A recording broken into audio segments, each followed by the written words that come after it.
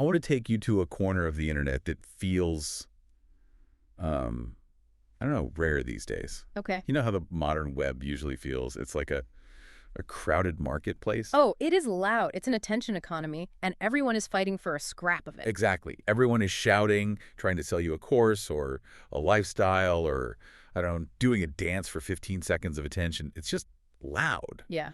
But I stumbled upon a site recently that feels like stepping out of that noise and into a quiet, kind of dusty workshop. I think I know the one you're talking about. It's a blog called keyandmeng.org. Yeah. It doesn't have pop-ups. It doesn't ask for your email. It just sits there, full of information. It certainly doesn't scream influencer, does it? The title is just the URL. Not at all. And the subtitle gives you the whole vibe immediately. Musings of an old software plumber. Old software plumber. I absolutely love that. That branding tells you everything, right? It does. You immediately get a picture of the guy. His name is Aang, and he isn't trying to be a thought leader or some kind of guru. He's just... a guy fixing the pipes. yeah, keeping the data flowing. But here's the thing. We aren't here to talk about his code today. Well, not directly anyway. No. We are here to talk about what happened when this software plumber went to the grocery store on February 15th, 2026. This is such a fascinating entry. It captures a specific type of personality perfectly. The post is titled, Notes on Fishkeeping, Part 198, Contemplating the Leap to Large-Scale Fishkeeping. Part 198. And we are going to get to the sheer volume of his writing later, because that's a whole other rabbit hole. Oh, it is. But let's just zoom in on this one specific incident. So Aang is at the grocery store. He's in the seafood section. Okay. Now, most of us, when we're in the seafood section, we're thinking very practically, what's for dinner? Salmon, shrimp. Is the sea bass fresh? Right. We're in consumer mode. We're looking at resources, food. Exactly. But Aang, he walks up to the tank, sees a large fish, a specific species intended for consumption. And his brain doesn't go to dinner. It goes to pet. It goes to pet. He looks at this fish and thinks, I could keep that. I could save that. And this is the serial hobbyist mindset kicking in. He calls them monster fishes. He does. And what's really interesting here is that he doesn't just stay in that emotional state of, I want this. He immediately switches. From what to what? From a consumer mindset to a systems administrator mindset. He starts assessing the infrastructure requirements. Yes, he does. He writes that he has moons of experience keeping smaller ornamental varieties. Moons of experience. It's great phrasing. It sounds like something from a fantasy novel. Right, but then he hits a wall.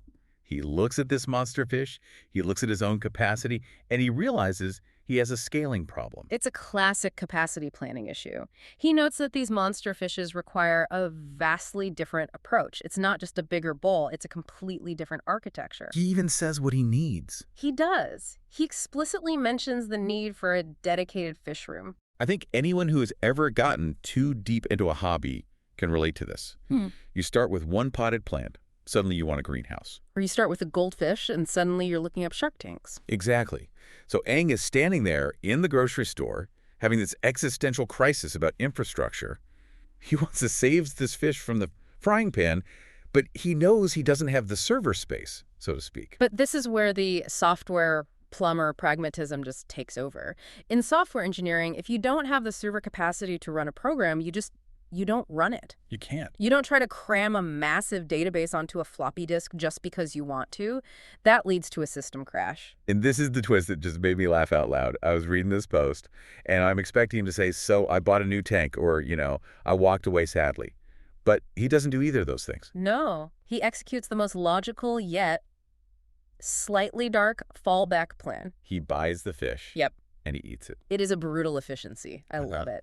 Let me read the quote, because the tone is it's perfect. He writes, "For the time being, however, they will remain a staple of our weekly diet as a healthy source of protein." It's fantastic. It's a utilitarian resolution to an emotional impulse. Totally. He identifies the asset, the fish. He determines he cannot support the asset as an ornamental pet because he lacks the infrastructure, the dedicated fish room. Right. So rather than waste the opportunity or the asset, he reclassifies it. The asset moves from the pet category to the protein category. It's so dry. They will remain a staple of our weekly diet. It's like he's writing a patch note for his dinner. Update 2.0. Fish is now food. Exactly. But it's also weirdly respectful. He didn't let the fish just sit there. He didn't try to keep it in a tank that was too small, which would have been cruel. Exactly. And notice he doesn't close the door on the dream completely. He says, perhaps one day, once we've established a dedicated fish room, we can explore this hobby further. It's a deferred future request. Exactly. He's not saying never. He's saying not in this version of my house. It really is a glimpse into how his mind works. But here is where it gets really interesting. Because if you just read that one post, you might think, okay, funny guy who likes fish. But then you look at the sidebar of his blog. And that is when you realize, Yeah. this isn't just a hobby. This is a compulsion. The sidebar is absolutely staggering. We talked about notes on fish keeping being at part 198. That implies nearly 200 distinct observations just on aquatic life. Which is a lot on its own. But that is actually one of his smaller projects. Right. I'm looking at the list here. Notes on gardening. Hold on. Part 811. 811. 811 posts about gardening. And notes on photography is at part 229. He has notes on dieting, notes on guitar, notes on home improvement. It just goes on and on. And then mixed in with all that, the gardening and the fish and the guitar, you have the software plumber stuff. Yep. Notes on Elixir, notes on Rust, notes on Haskell, notes on AI. This is what makes qianmeng.org such a fascinating document to analyze.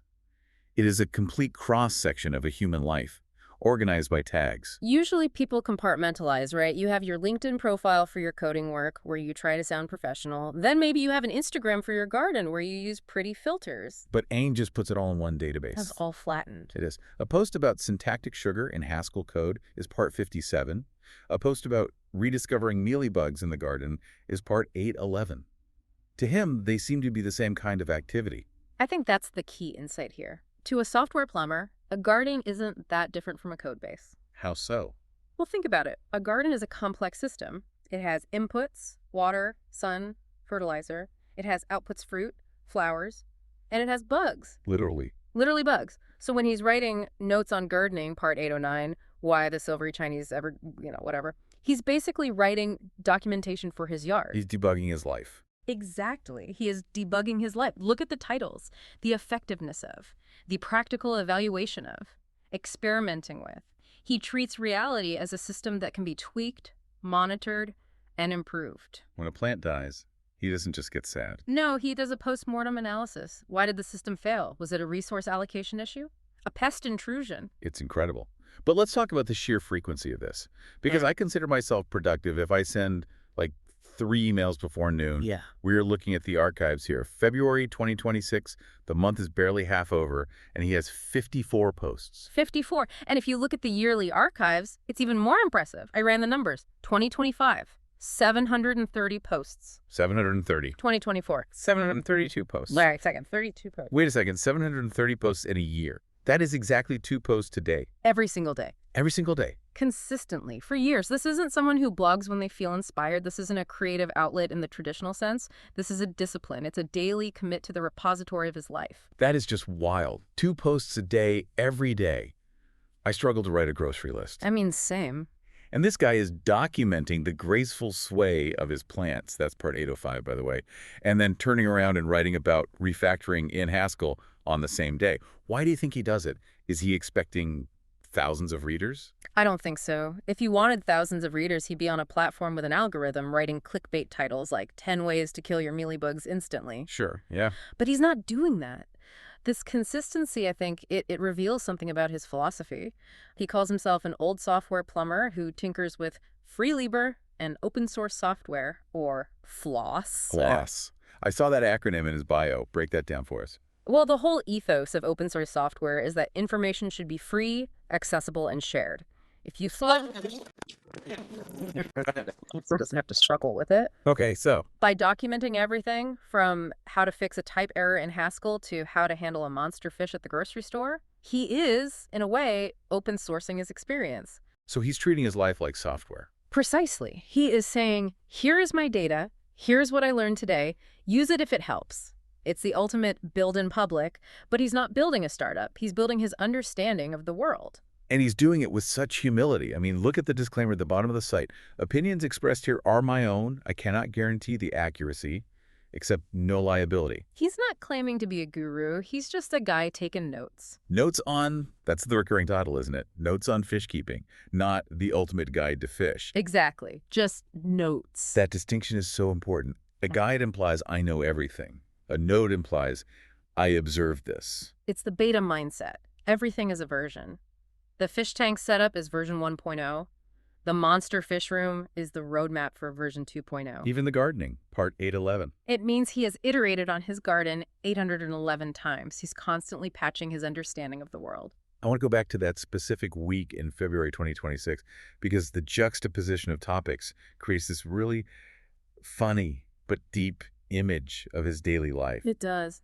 On one day, you have Notes on Fishkeeping, part 192, Unlocking the Growth, and then Notes on Haskell, part 53, Generating, and then Notes on Gardening, part 802, Why the Red Pineapple. It creates this beautiful, chaotic pattern. It shows that the brain doesn't just do one thing. You can be thinking about complex functional programming algorithms, which is what Haskell is, and be worrying about whether your red pineapple plant is getting enough light. Do you think the skills transfer?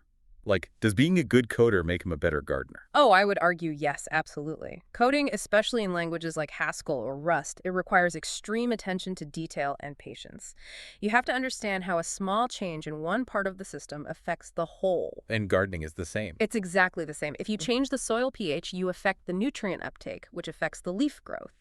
The patience required to debug a stubborn piece of code is the exact same patience required to figure out why your jewel citchlid needs to be relocated, which he discusses in part 195. It's all problem solving. Speaking of problem solving and systems, I noticed the Do Support section in his sidebar. It's a short list, but it says a lot about who he is. It does. It lists the Electronic Frontier Foundation, or EFF, The Free Software Foundation, FSF. the Tor Project, and Wikipedia. These are not exactly lifestyle brand charities. You won't see these on a fashion influencer's page. No. These are hardcore internet freedom organizations. They're the pillars of the open web. So what does that tell us? The EFF fights for digital privacy. The FSF fights for the right to modify and share software. Tor is about anonymity. And Wikipedia is the ultimate shared knowledge base. So Ang isn't just a guy who likes fish and code.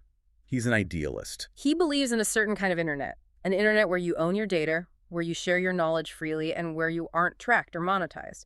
And if you look at his blog, it is that internet. That's true. No ads, no trackers. No pop-ups asking you to subscribe to a newsletter, just text, date stamps, and tags. It's refreshing. It really is. It makes me want to start a blog called Notes on My Messy Desk. You should. Part 1, Finding the Stapler. Exactly. Part 2, Why do I have 4 coffee cups? But let's circle back to the fish for a second. The monster fish. Because I feel like there's a metaphor here that applies to everyone, right? Not just people who hang out in the seafood aisle looking for pets. I agree. The monster fish represents that big, exciting idea that you stumble upon, you see it, and you immediately want to bring it home. You want to adopt it. Yeah. Maybe it's a new career path, or learning a new language, or starting a show like this, or restoring a vintage car. But then you have to look at your tank. Right. You have to do the infrastructure audit. Do you have the time? Do you have the energy? Do you have the dedicated room in your life for this monster project? And Ang's answer was no. He was honest with himself.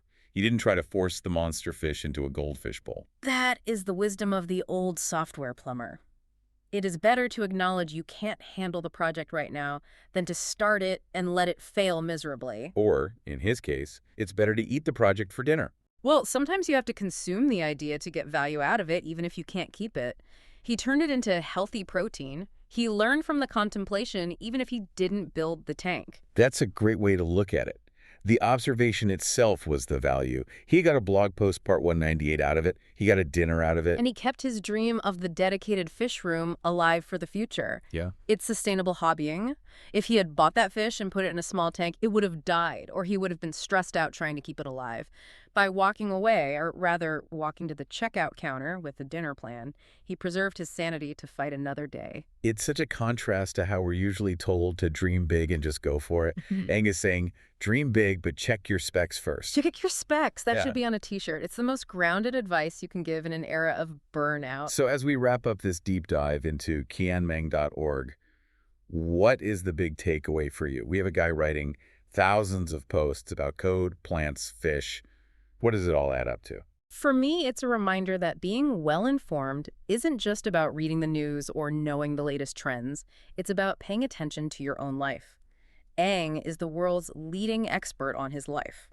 That's a good way of putting it. He knows exactly how his garden grows, how his code runs, and what fish he can and cannot keep. He's not performing for an audience. He's performing for himself Yeah. and just letting us watch. Exactly. And there is a quiet dignity in that. In a world of loud opinions and hot takes, Notes on Fishkeeping, Part 198, is a small, quiet anchor of reality. He's building a manual for his own existence, one day at a time. It makes me wonder what I'm missing in my own daily routine. What am I not taking notes on? Probably the mealybugs in your garden. I hope not. But seriously, to everyone listening, think about your own monster fish. What is that thing you're contemplating? Do you have a tank for it? Or is it time to maybe put it on the menu? It's a provocative question. Sometimes the healthiest thing you can do with a dream is digest it and move on. And if you do decide to build the tank, make sure you document it. Ideally, daily. Start with Part 1. We'll leave you with that image of the software plumber eating his ornamental fish, dreaming of the day he builds the server.